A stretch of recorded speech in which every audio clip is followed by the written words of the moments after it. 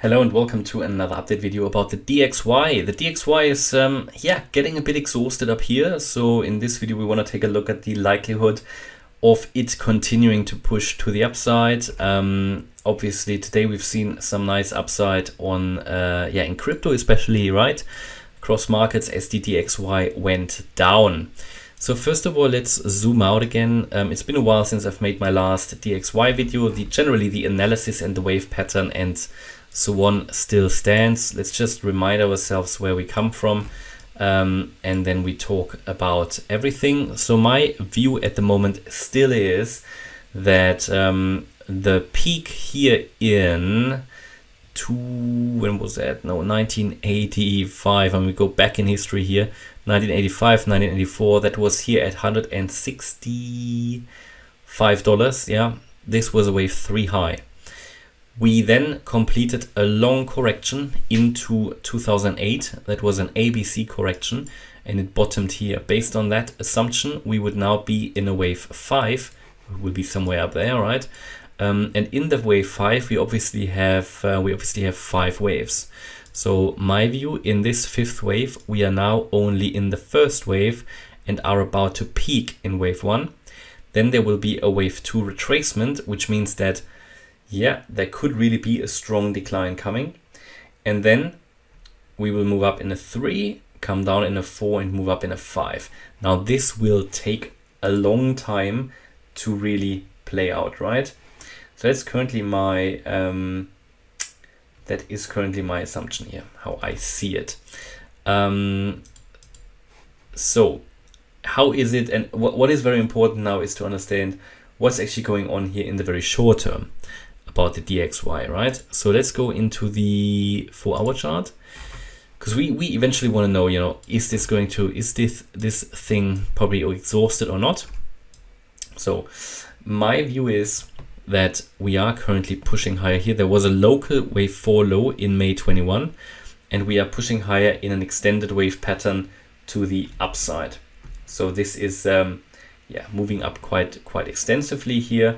We had a wave 4 low here at $104, and basically we're moving up in a wave 5 in a 5-wave move, right?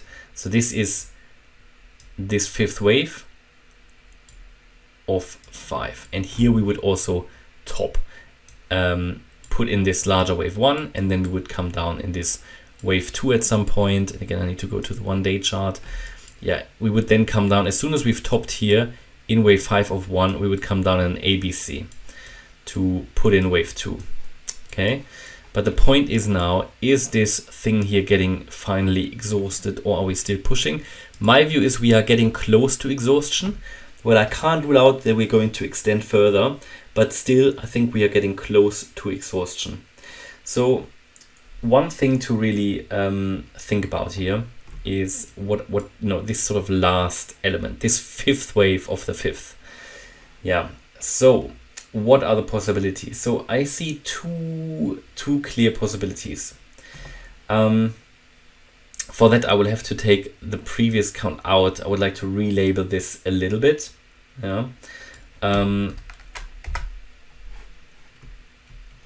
So the first option is that we're going to push up a bit higher. One key level here is the $120 level. If we zoom out a little bit, you can see that this is the previous wave B high, a very, very important resistance level. It is a very important resistance level. So I think this would be the next target. Should we push higher, it will be the next target. By the way, you can also see why we are reacting here at the moment, because we are in this channel to the upside, in this 5-wave move that basically started in May 2008.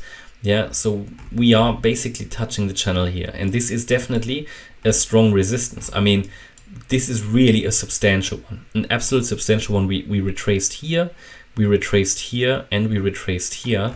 So this is logical that this is some kind of a strong reaction to the downside from here. However, is this already the start of this wave A down? We don't know yet.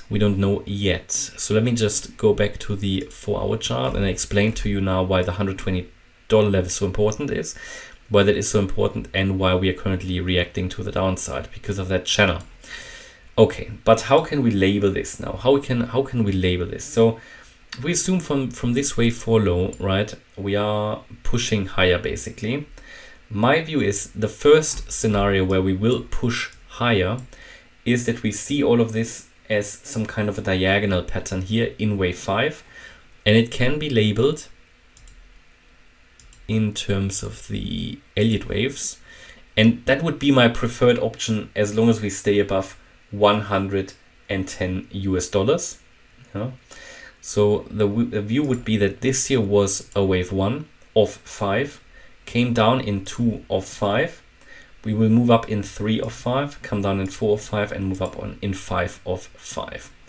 And that at the moment, so this is basically an ending diagonal. We would see this whole wave 5 would be an ending diagonal, and I would see all of these subwaves as ABC. So this would be an ABC. Then we come down in ABC, and this third wave would then also be, come on, a wave A to the upside, a wave B down, and then the C wave to the upside. Okay, so that we have all of these as ABCs, that would explain the kind of sort of the strange structure that we currently have going on here. Yeah? But again, as soon as we break below $110, this will get, for me, less likely. So it would really need to turn around now. By the way, we have retraced to the 50-day moving average, and we're currently finding support there. So in this scenario, we could certainly push all the way up to 120 US dollars, right? And you would get something like this, sort of, most likely something like an ascending wedge or something here in, let's see, this was wave 4, then we had an ABC, yeah. Okay, so you probably get something like some kind of a wedge pattern here or something, or a channel. So we'll see. It's a bit too early. Yeah, we don't know that yet. Now, this is sort of my first main scenario. That would be the preferred option, however, above 110 US dollars. Now, the other option that I see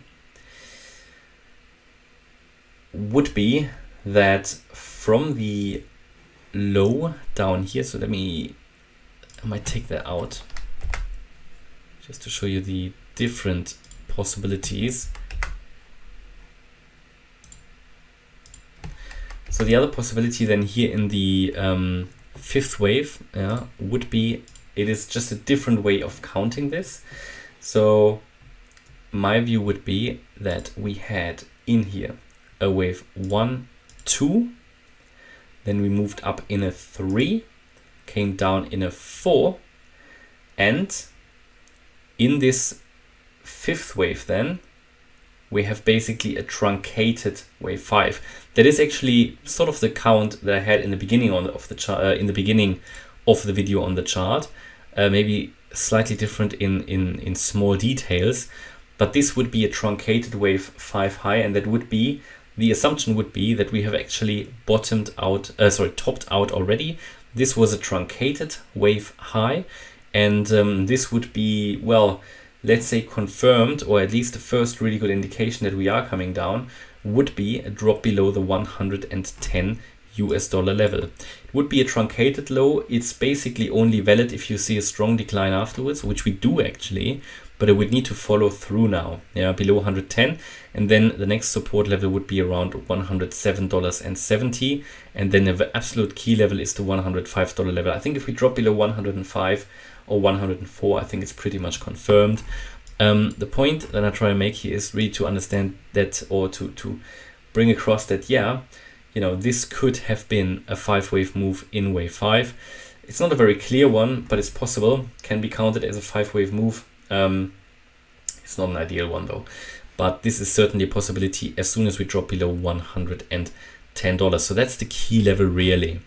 So again, still possible to push higher from here, and that would actually remain the primary expectation as long as we stay above $110. But if we drop below it, I will go with this truncated low arrangement, and we will most likely come down already in wave A, and that could really lead to a year-end rally. If it's going to be sustainable is a different question, but that could lead to that year-end rally. Okay, that's my update about the DXY. I hope you liked the update. If you did, please hit the like button, leave a comment and subscribe.